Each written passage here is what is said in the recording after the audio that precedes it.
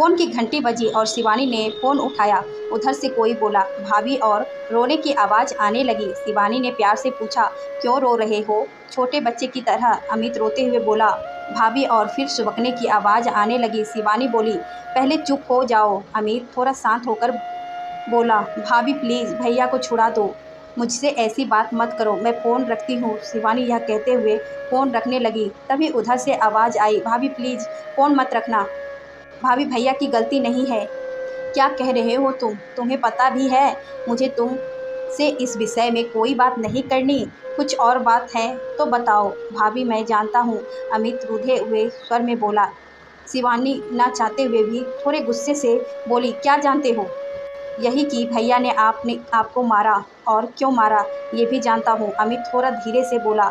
शिवानी को अब गुस्सा आने लगा और वो थोड़ी तेज़ आवाज़ में बोली, ये सब कहने को तुम्हें किसने कहा?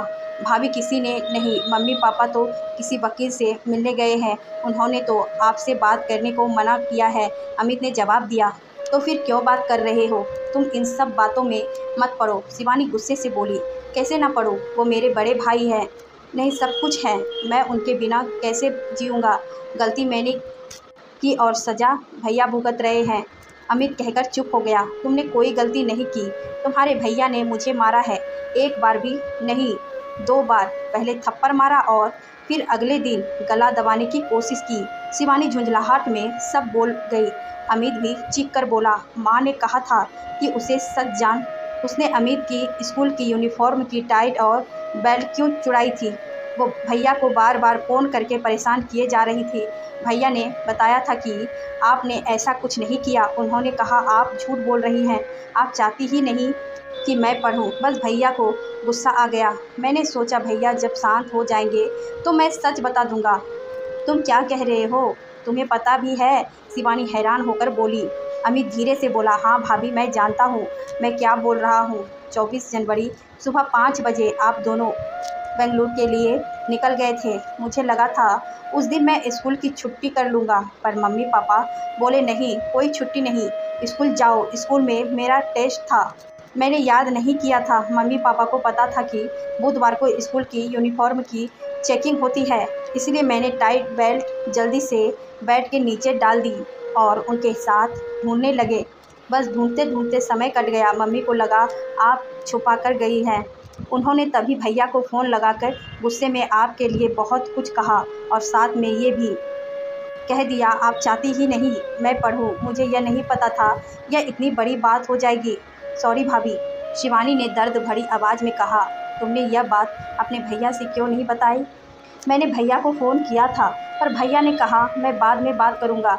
मैं डर भी गया था। भाभी प्लीज़ मेरे भैया को जेल से निकाल दो, उनकी ज़िंदगी ख़राब हो जाएगी, उन्होंने बहुत मेहनत की है तब जाकर इतनी अच्छी नौकरी मिली है। भाभी प्लीज़ मेरी खातिर। ये कहकर अमित ज़ोर ज़ोर से रोने लगा।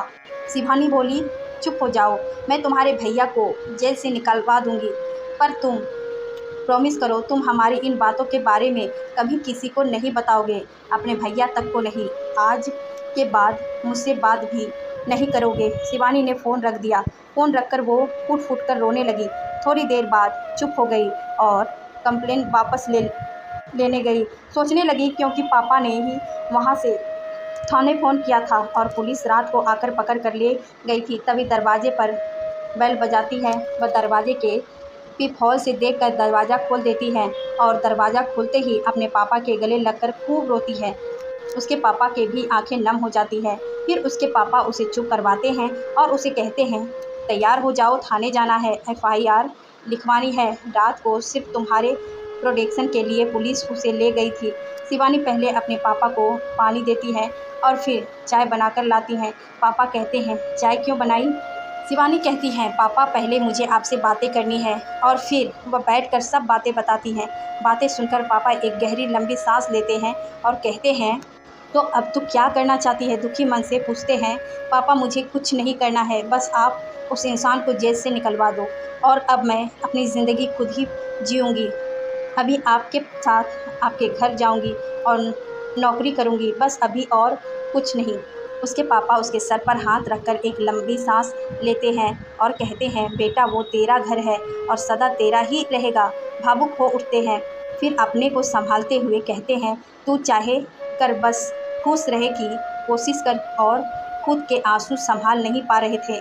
ऐसा ही होता है, बाप का प्यार आए तो थे शेष से भरे हुए, ये सोचकर कि उसे सजा दिलवा कर ही चैन की सांस लेंगे, पर बेटी के आंसुओं और बातें ने शांत कर दिया। कभी कभी घर की छोटी छोटी बातें घर तबाह कर देती हैं, घर बसाने से पहले ही उजाड़ देती हैं, सपने के ताजमहल मिनट में ढेर कर देती हैं। मेरी बेटी का क्या कसूर था, ये सब सोचते हुए उठते हैं और शिवानी से सामान पैक करने को कहते हैं। फिर पापा बेटी थाने जाने के लिए निकल जाते हैं।